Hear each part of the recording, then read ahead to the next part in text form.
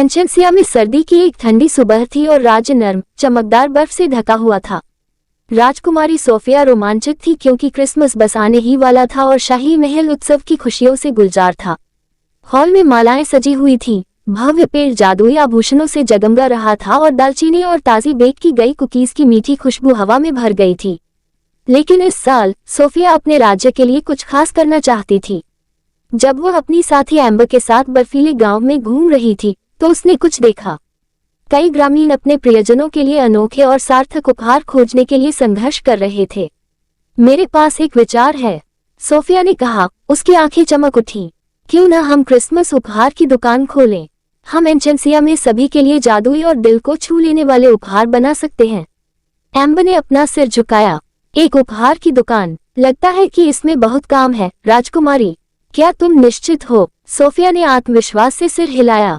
बेशक एम्बर, थोड़ी सी जादू, रचनात्मकता और अपने दोस्तों की मदद से हम इसे संभव बना सकते हैं। सोफिया ने जल्दी से अपने दोस्तों एम्बर, जेम्स और अपनी मां रानी मिरेंडा के साथ अपना विचार साझा किया। सभी को यह विचार पसंद आया और उन्होंने मदद करने की पेशकश की।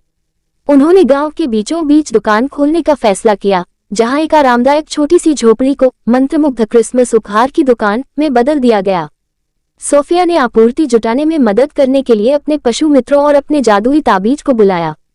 कुछ दोस्ताना पक्षियों, गिलहरियों और यहाँ तक कि रूबी नामक एक हिरन की मदद से उन्होंने मंत्रमुग्ध जंगल से पाइनकोन, होली रिबन और अन्य उत्सव सामग्री एकत्र की।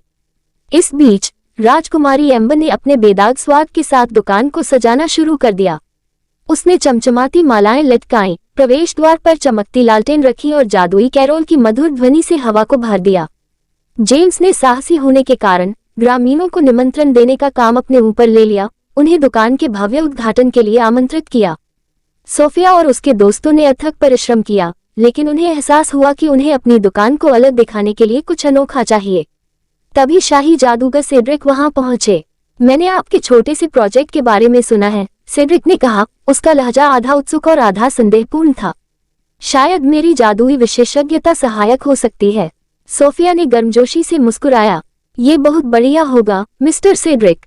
क्या आप कुछ उपहारों को मंत्रमुग्ध करने में हमारी मदद कर सकते हैं? सेड्रिक ने संकोच के बावजूद सहमति जताई।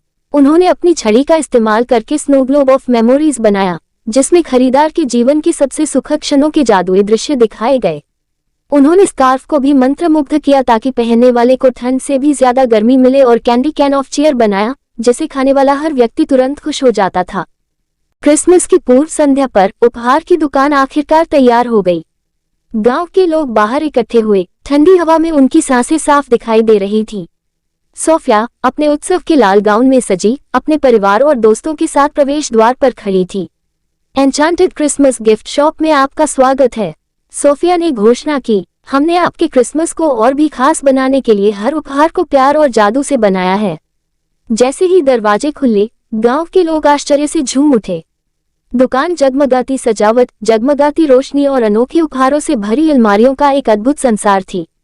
वहां हाथ से बने आभूषण, जादुई खिलौने, जादुई उपहार और यहाँ तक कि सांता क्लॉस के व्यक्तिगत पत्र भी थे। बच्चे उन खिलौनों को देखकर आश्चर्यचकित थे, जो नाच सकते थे और गा सकते थे, जबकि माता पिता सितारों की तरह चमकते हुए खूबसूरती से लिपटे उपहार बॉक्स की प्रशंसा कर रहे थे। एक छोटे लड़के टिम्मी को एक स्नो ग्लोब मिला, जिसमें उसके पिता के साथ बाइक चलाना सीखने का दृश्य था। जादुई उपहार को गले लगाते हुए उसकी मां की आंखों में खुशी के आंसू भर आए। जैसे जैसे दिन बीतता गया, सोफिया ने देखा कि क्लारा नाम की एक छोटी लड़की दुकान के बाहर खड़ी थी और उपहारों को उत्सुकता से देख रही थी। क्लारा का परिवार गांव में नया था और उनके पास ज्यादा कुछ नहीं था। सोफिया ने उसके पास गर्मजोशी से मुस्कुराते हुए पहुंची। हाय क्लारा, क्या तुम अंदर आना चाहोगी? क्लारा ने शर्म से अपना सिर हिलाया। मेरे पास उपहार खरीदने के लिए पैसे नहीं हैं। सोफिया का दिल पिघल गया। वह घुटनों के बल बैठ गई और बोली, क्रिसमस पैसे के बारे में नहीं है, ये प्यार और दयालुता को बांटने के बारे में है। अंदर आओ, मेरे पास तुम्हारे लिए बिल्कुल सही चीज है।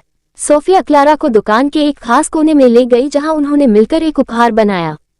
थोड़ी सी जादू और क्लारा की रचनात्मकता का उपयोग करके उन्होंने एक सुंदर आभूषण बनाया जो एक तारे के आकार का था, जिसे क्लारा अपने परिवार को दे सकती थी। क्लारा का चेहरा खुशी से चमक उठा और उसने सोफिया को कसकर गले लगा लिया। जैसे ही रात हुई और गांव वालों ने अपने नए खजाने का आनंद लिया, अचानक आसमान में झनकार की आवाज गूंज उठी। सभी ने देखा कि 8 हिरन द्वारा खींची गई एक स्लेज बर्फ में धीरे से उतर रही है। ये सांता है, बच्चे खुशी से चिल्लाए। सांता क्लॉज स्लेज से बाहर निकले, उनके गुलाबी गाल चमक रहे थे। वह सोफिया के पास गए और कहा, मैंने आपकी शानदार उपहार की दुकान के बारे में सुना है, राजकुमारी सोफिया। आपने वास्तव में क्रिसमस की भावना को पकड़ लिया है।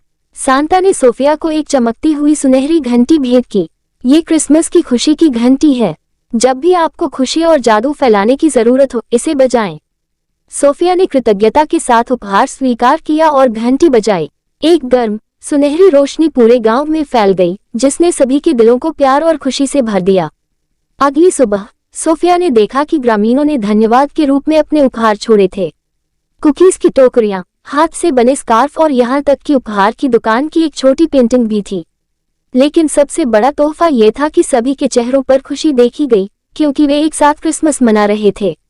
सोफिया को एहसास हुआ कि क्रिसमस का असली जादू उपहारों में नहीं बल्कि उनके द्वारा जीवन किए गए प्यार, दयालुता और समुदाय में है। एन्चांसिया में एन्चांसिया क्रिसमस गिफ्ट शॉप एक प्रिय परंपरा बन गई। हर साल सोफिया और उसके दोस्त दुकान को फिर से खोलते थे, इसे नए जादुई आश्चर्यों से भर देते थे और राज्य में खुशी लाते थे। जैसे ही बाहर हल्की बर्फबारी हुई, सोफिया ने खिड़की से बाहर देखा और मुस्कुराई। वह जानती थी कि सभी के प्यार और जादू की बदौलत एन्चांसिया में क्रिसमस की भावना हमेशा चमकती रहेगी।